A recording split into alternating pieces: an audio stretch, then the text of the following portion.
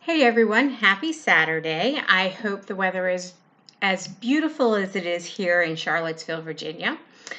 I wanted to take a minute and explain something that I think may have been misunderstood in one of the posts that I put out earlier this week regarding my GoFundMe campaign. The GoFundMe campaign that I actually put out talks about how I was approached to become an author and write my story regarding the domestic violence I experienced 24 years ago. Um, what it seems is that money is to go to the publisher, but what this money actually is to help me get off the ground, being able to give funds to the survivors of domestic violence that I'm trying to reach.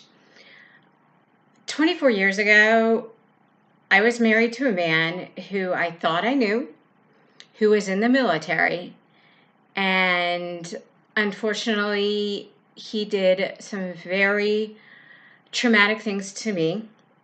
I lost a daughter. I was 38 and a half weeks pregnant when he decided to run me over with a car.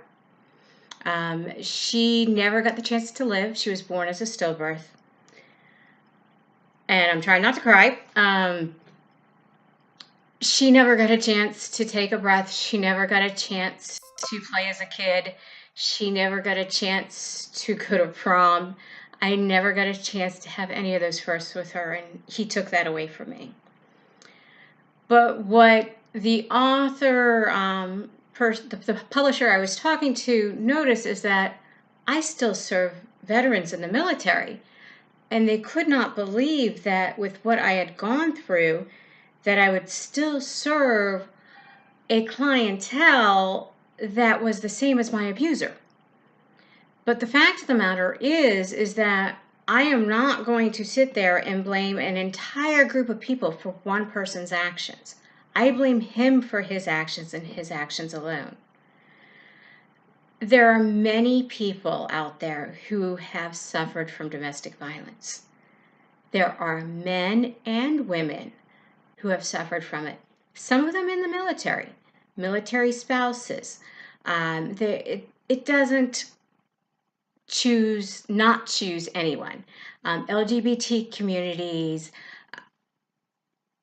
very affluent people, and we get to hide it very well after a while. To be very honest, I hide it or hid it very well as well. Nobody knew what was going on for a while. And then after the abuse stopped and I was able to get away, nobody knew whatsoever that had happened to me because I buried it very deep inside. It took me a lot of years to come to terms with what had happened. But I have, and that I am in a position now where I want to continue to help others. I know that there are cycles that we go through. I've seen those cycles over and over again in survivors I've already helped. And I'd like them to not have to go through what I went through to get there. So I want to be able to provide them with mentors. I want them to be able to reestablish themselves when they come into those cycles. For instance, when somebody leaves a bad relationship where they've been abused, their self-confidence is already low. But guess what? They also have no money. They may have no support from the family, and they may have no place to go. So there are domestic violence shelters. They can usually try to find some transition housing. But this is the thing, transition housing does not supply furniture. It doesn't supply any of the things that you may actually need to survive, including food. And that's what the purpose of my nonprofit is. It is to help them be able to become self-reliant. And it's a mentor that they can lean on throughout their life if there's a problem.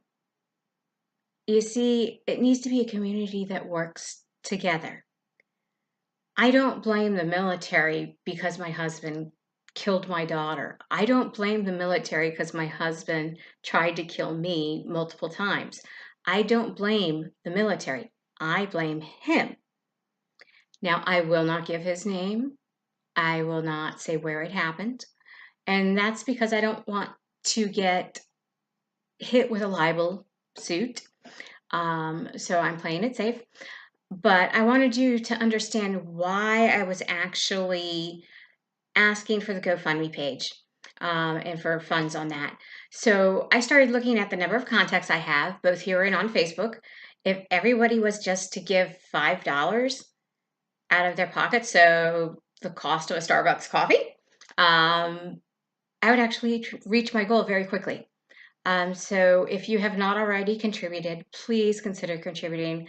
I really would like to get this up to the point where I can start helping survivors far more than I can right now. Thank you guys. I love you all. And I'm going to try to do some more video productions. It'll be on some various things. I'm going to switch back to doing some hiring interviews and things of that nature for job placements and things. So if you ever need a help, you know I'm here and I'm always willing to help out anyone. Thanks.